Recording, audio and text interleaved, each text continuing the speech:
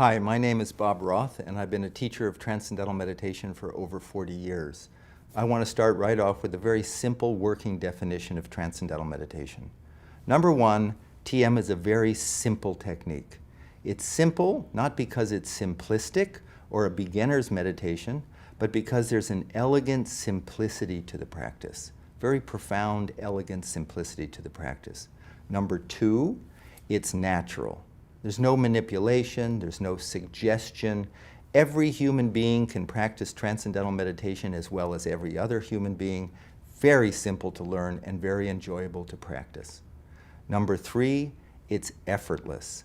Effortless in contrast to many other meditation techniques which involve concentration or control of the mind, trying to clear the mind of thoughts. This is completely effortless, as we'll see in a few moments. It's practiced 20 minutes twice a day, sitting comfortably in a chair with your eyes closed. It can be done, on a train. It can be done on an airplane. It can be done in a car if someone else is driving. But it can be it's just done sitting comfortably. It's a silent technique with your eyes closed. And this is what it's not. It's not a philosophy. I have no philosophy for you. When you learn Transcendental Meditation, no one's going to give you a TM philosophy of life. There's no philosophy whatsoever. It doesn't involve any change in lifestyle. You don't change your diet or anything. And the third thing is there's nothing to believe in. I want to emphasize that because sometimes people think, oh, when I learn to meditate, I have to believe in it for it to work. You can be 100% skeptical and the technique works just as well, the benefits are just as profound, as if you went into this thing thinking, oh, I believe in meditation, it's going to work. So there's no belief whatsoever. So to understand what Transcendental Meditation is, and to understand how it compares to other forms of meditation or self-development, I like to use the metaphor or the analogy of an ocean. You're on a small boat.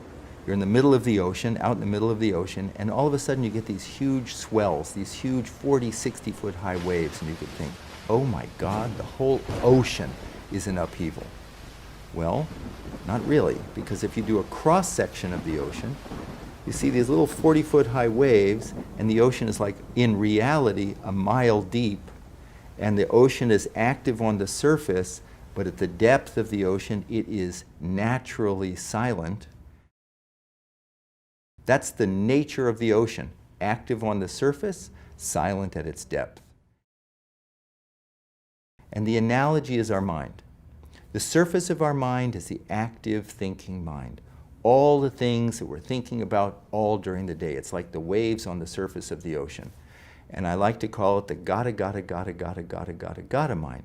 I gotta do this, and I gotta do that, and I gotta call him, and I gotta call her, and I gotta make a list, and I gotta find the list, and I gotta make a new list, and I gotta get going, and I gotta slow down, and I gotta get to sleep, and I gotta wake up. I'm sure everybody's had a gotta mind at some point. And there's a natural inclination, a natural desire to have some inner calm, some inner clarity, some inner focus, some inner inspiration, some inner peace, some inner happiness. Natural. And the operative word there is inner.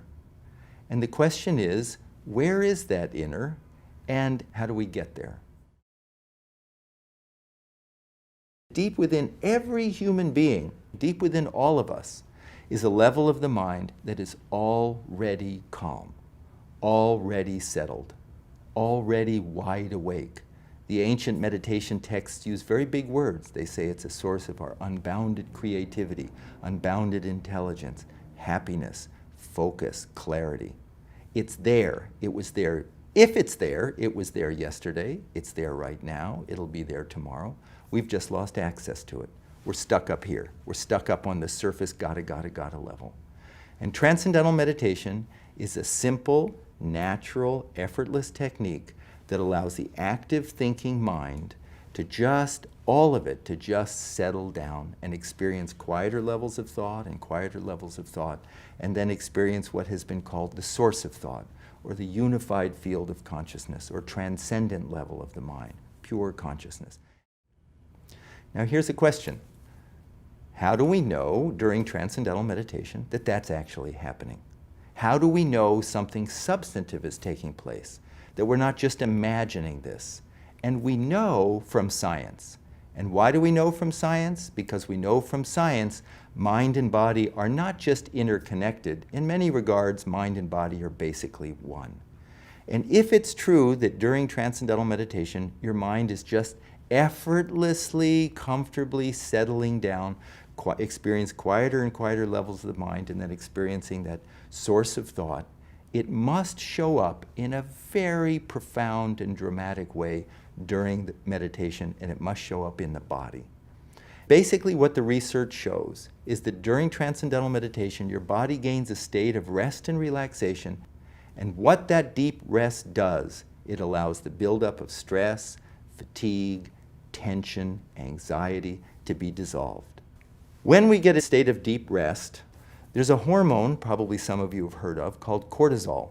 Cortisol is secreted by the adrenal glands, which sit on the kidneys, when we're anxious. So when we're anxious, the body secretes cortisol, and then we secrete cortisol, we feel more anxious. It becomes this vicious cycle. Then we feel more anxious, more cortisol, more anxious, more cortisol. We get a good night's sleep, cortisol levels drop a bit. That's why we wake up feeling fresher in the morning. Research shows that 20 minutes of transcendental meditation, cortisol levels drop 30%. It's a significant reduction in this anxiety hormone. Serotonin levels, a neurotransmitter, which are so-called the happiness neurotransmitter. There's an increase in serotonin. There's an increase in another hormone called prolactin, which is present when there's a feeling of well-being. Other research shows the results of this, the benefits of this, is a significant reduction in high blood pressure, in cholesterol, reduction in risk of heart attack, stroke, atherosclerosis, a reduction in all sorts of range of disorders like bipolar disorder, trait anxiety. In the last 40 years, there have been over 340 scientific studies published in independent peer-reviewed journals, including the American Medical Association's Journal, Archives of Internal Medicine, the American Heart Association's Journal, Stroke and Hypertension. Wide range of some of the most respected journals in the world have published research on transcendental meditation. The National Institutes of Health have provided $26 million to study the effects of transcendental meditation on stress and heart health. The Department of Defense just provided a $2.4 million grant to study the effects of transcendental meditation on post-traumatic stress on soldiers who have come back from war-torn areas. I think one of the really interesting areas of research is the effects of transcendental meditation on the brain. This is interesting because every experience we have impacts the brain in some way. And so research on transcendental meditation shows very clearly the effect that it has on different parts of the brain, including the amygdala, which is at the center of the brain, and that's your fear center, the frontal lobes, which is the executive functioning, and on both hemispheres of the brain, which is the so-called analytical and intuitive aspects of the brain. And what they find is, what the research shows, is that during transcendental meditation, there's a strengthening of the connections between the frontal lobe and the back of the brain. This is important because the frontal lobes govern decision-making, planning, judgment, problem-solving, sense of self, ethical reasoning. Everything good about the brain depends upon the connections between the front of the brain and the back of the brain, between all aspects of the brain.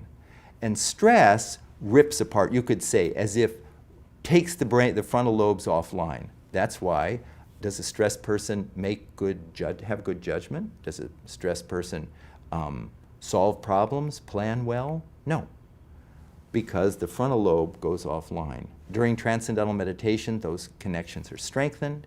During transcendental meditation, the connections between the left and right hemispheres of the brain are strengthened.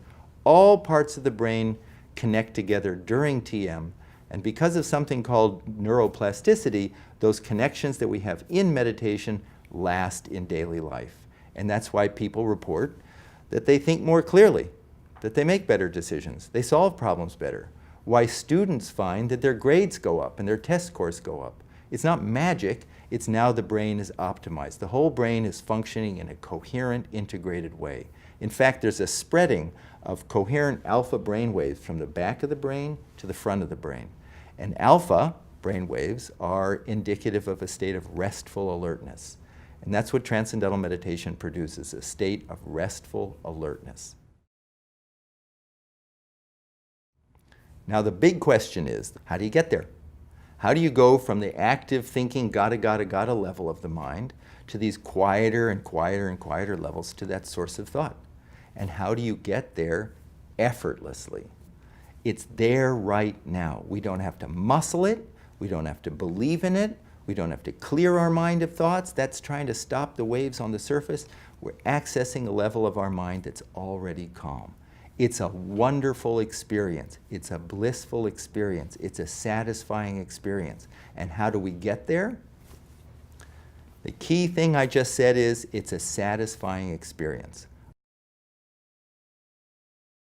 You're at a dinner party and you're stuck in a corner somewhere and you're in a really boring conversation, and just a few feet away you can overhear a really interesting conversation. Where's your attention go?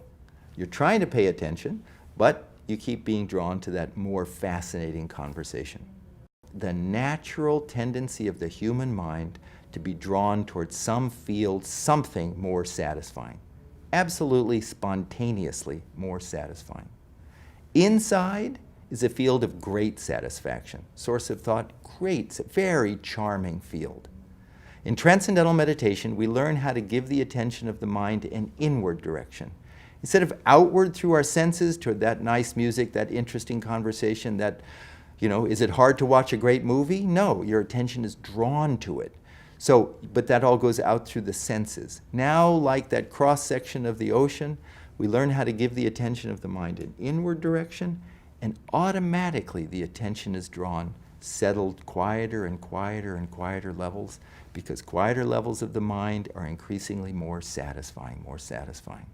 It's like you teach a child how to dive. You say, honey, just stand like this, stand here, now get those initial conditions, bend over like that. The rest is automatic. Gravity, nature takes over. In the same way with Transcendental Meditation, we learn how to give the attention of the mind an inward direction, and automatically the attention is drawn inward. And as the mind settles down, we notice our body gaining a profound state of rest and relaxation. That rest and relaxation releases stress, dissolves stress, rejuvenates the body, and then we're ready to go for the next 6, 8, 10 hours of our day. So for the attention of the mind to settle down effortlessly in Transcendental Meditation, we use a mantra. A mantra is a word or a sound that's used silently. That's number one, that has no meaning.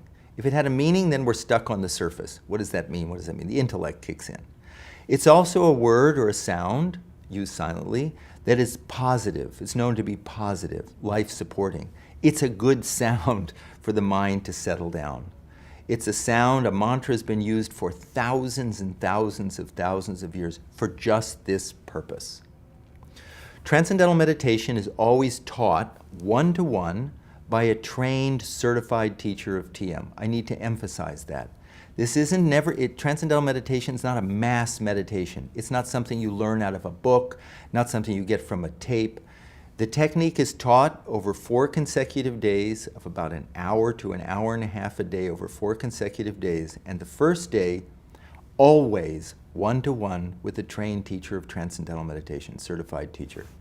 And at that time, what you learn from your teacher is you're given a sound, the proper mantra, proper vehicle for you to settle down, and you're taught how to use it properly. Both things are absolutely essential. This meditation dates back thousands and thousands and thousands and thousands of years. It predates all the isms. It's not a religion. It's not a philosophy.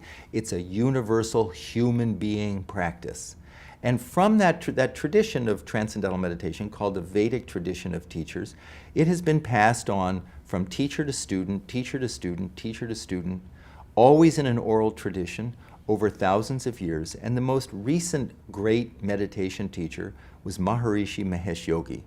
And Maharishi proceeded to teach and oversee the teaching of thousands and thousands of teachers of Transcendental Meditation who know how to select the proper mantra, the proper sound for an individual, and how to teach them to use it properly. Without both, you basically are stuck. With both, then we know how to effortlessly settle down and experience quieter levels of thought, completely rejuvenate mind and body for a much healthier, more satisfying life. How does this differ from other forms of meditation? And for this, we look back to scientific research. Because as I said, research shows that every experience changes the brain. And basically we know from science that there are 3 different major types of meditation. The first type of meditation is called focused attention. And focused attention is something like Zazen meditation or Vipassana meditation, any meditation that involves some concentration or control of the mind, trying to clear your mind of thought, trying to concentrate on your breath. It's like trying to stop the waves from moving. It's trying to stop the wave on the surface. So it's a focus, it's a concentration. The second type of meditation is called open monitoring. And that's a mindfulness form of meditation. And that's really how to emotionally disengage and just observe and be present and mindful of your environment or mindful of your thoughts. And that would just be like observing the rise and fall of the waves on the surface of your mind. Transcendental meditation does not involve any concentration, and it's not just an observational tool. It's an actual technique called automatic self-transcending, which allows the active thinking mind to experience quieter and quieter levels of thought, and then transcend thought and experience the self, experience our own unbounded nature. I'm a very skeptical person by nature, and when I heard about transcendental meditation, when I attended an introductory lecture 45 years ago, at the end of the talk, I asked the teacher, how much of this do I have to believe in for it to work? Because I didn't want to have to believe in anything. And the teacher told me that I could be 100% skeptical and the technique would work just fine. Now, she didn't have a cell phone, but she did have a pen, and she said, you don't have to believe in gravity. As a matter of fact, you can think Newton's laws of gravity is a complete joke, but if you drop, in this case, a cell phone, the phone falls. In the same way, we don't have to believe in anything to practice transcendental meditation and to gain the benefits. And that's because we are hardwired for the experience. It is a mechanism, it's who we are. Transcendental meditation is just a simple, natural, effortless technique to give access to that calm, silent level of the mind that is always there, but is overshadowed because of the constant noise, crazy of the day. So there's no change in lifestyle, there's nothing to believe in, there's no philosophy. It's just a simple, natural, effortless technique that once learned, you carry with you for the rest of your life.